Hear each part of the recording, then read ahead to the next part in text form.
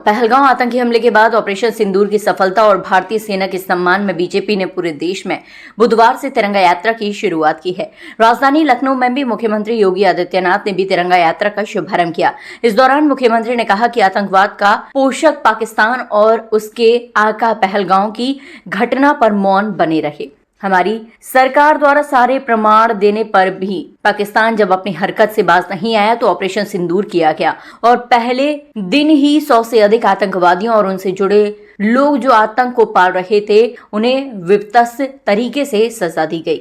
मुख्यमंत्री योगी आदित्यनाथ ने कहा कि ऑपरेशन सिंदूर के दौरान पूरे विश्व ने भारत की सेना के पराक्रम को देखा और उसका लोहा माना। भारतीय सेना और प्रधानमंत्री नरेंद्र मोदी ने पूरे विश्व को संदेश दिया कि हम छेड़ेंगे नहीं और कोई छेड़ेगा तो छोड़ेंगे भी नहीं। उन्होंने कहा कि पाकिस्तान की बेशर्मी दुनिया ने देखी। ऐसे आतंकियों के जनाजे में उनकी सेना और नेता शामिल थे। मुख्यमंत्री ने कहा कि पाकिस्तान ने हमेशा से केवल आतंक के बीज बोए हैं। एक दिन आतंकवाद पूरे पाकिस्तान को निकल जाएगा।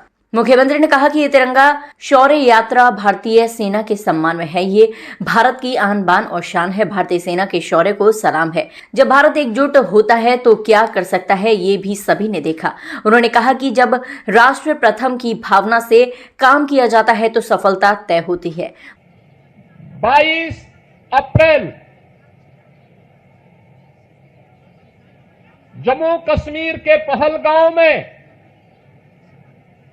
पर्यटकों के साथ जिस प्रकार की बीभत्स और बर्बर घटना को पाकिस्तान परस्त आतंकवादियों ने अंजाम दिया था,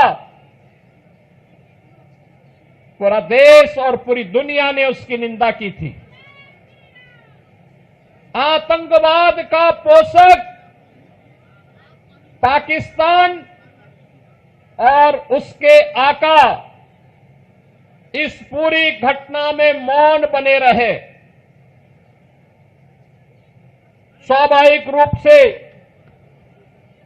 भारत के आन मान शान की रक्षा करने के लिए प्रतिबद्ध हमारी सरकार ने जब ये सारे के सारे प्रमाण देने के बाद भी पाकिस्तान अपनी हरकतों से बाज नहीं आया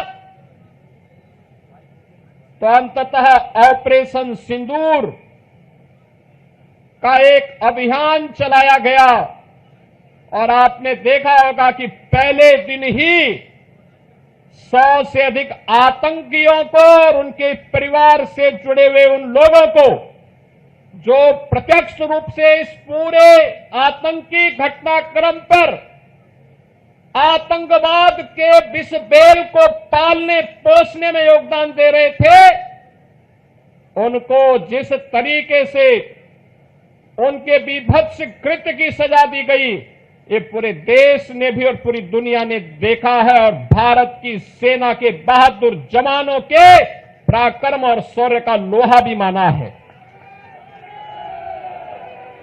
पाकिस्तान के द्वारा की गई हिमाकत को जिस मजबूती के साथ भारत के बहादुर जवानों ने, चाहे वो वायुसेना रही हो, थल सेना रही हो या नौसेना रही हो, इन सभी जवानों ने जिस मजबूती के साथ उसका जवाब दिया, दुनिया को संदेश भी दिया कि हम छेड़ेंगे नहीं, लेकिन कोई छेड़ेगा तो फिर उसको छोड़ेंगे भी नहीं, और भारत ने वह करके दिखाया है।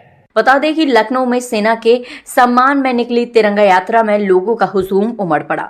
महिलाओं, बच्चों से लेकर बुजुर्ग और युवा भारी संख्या में इस तिरंगा यात्रा में शामिल हुए। मुख्यमंत्री खुद इस तिरंगा यात्रा में लोगों के साथ काफी दूर तक चले और बच्चों का अभिवादन भी स्वीकार किया।